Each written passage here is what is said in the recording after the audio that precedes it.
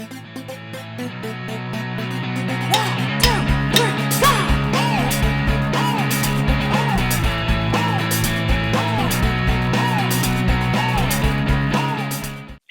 welcome to the MaffmanJones movie channel once again. I'm your host, John Maffio, and today's featured movie is Free Fire. It stars actors like Brie Larson, Cillian Murphy, and Sharlto Copley. It's basically about, well, you know that perk in Call of Duty that you can get where you could go into a last stand where you're basically crawling and dragging your body around, and you have 30 seconds before your blood boils up and then you just die.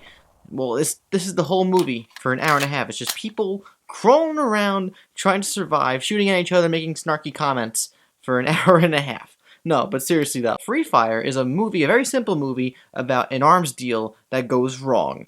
When things break out because of a little heat going on between a couple characters, everybody must fight to survive, with limited ammo, limited cover, and nothing but snarky comments and guns. Really, what I said before is really what it is. The whole movie is just underdeveloped characters crawling around, trying to get to cover from one place of cover to another place of cover, shooting at each other, reloading, saying things that are quirky, but also condescending to other characters, and also not taking anything seriously. I was looking forward to this movie a lot on the concept alone because, the cast is great. I also forgot to mention Jack Renner, who is an up-and-comer lately. He was in Sing Street, and now he's in this movie, and he's in a couple other movies coming out, and he's got promise. Speaking technically from a place of film, sound design, and just acting, it's all great. The acting is really good, even if nobody's taking the movie seriously. That's on the script, not on the actors. The shots are composed amazingly, and the music and the sound effects are really well placed, and you really feel the gunfire zipping between people's faces, and you really feel the tension because of this gunfire. It's utilized well. And moving into my major flaw of the film, it just gets repetitive. What is terrifying and surprising at first becomes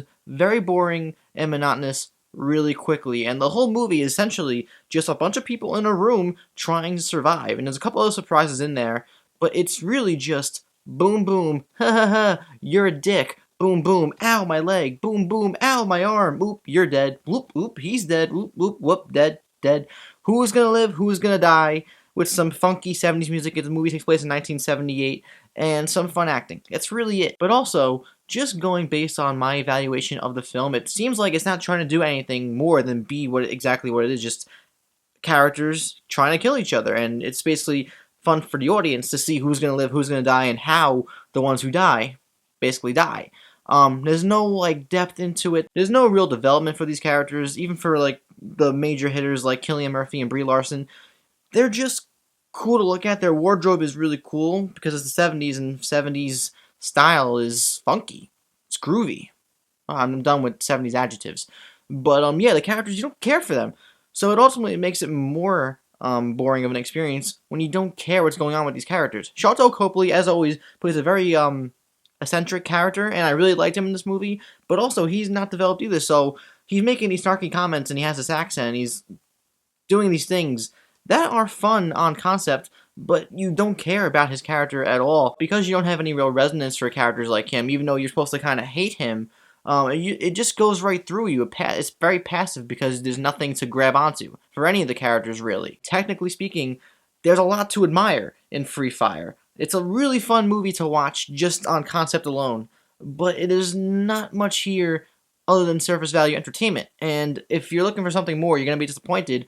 And even if you're looking for a movie like this, you may just come out feeling underwhelmed. Because to be honest, in my opinion, it was an underwhelming experience. It's a movie that I wouldn't mind watching again, but I'm not going to go out of my way to revisit it in the future. But what there is to admire about this movie technically doesn't exactly make it a great movie. It's just an okay movie. And having said all that, Free Fire is a 2.5 out of 5 stars.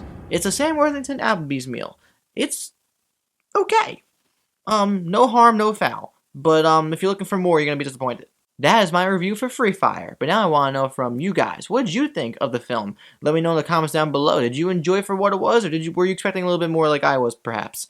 If you enjoyed this review, also please like the video, subscribe if you haven't already, and check out the rest of my social medias in the info box. I'm John Maffio, aka MaffmanJones, and I'll see you guys next time. I wish I had a gun to like end this because the movie's about guns, but like it's got Star Wars stuff.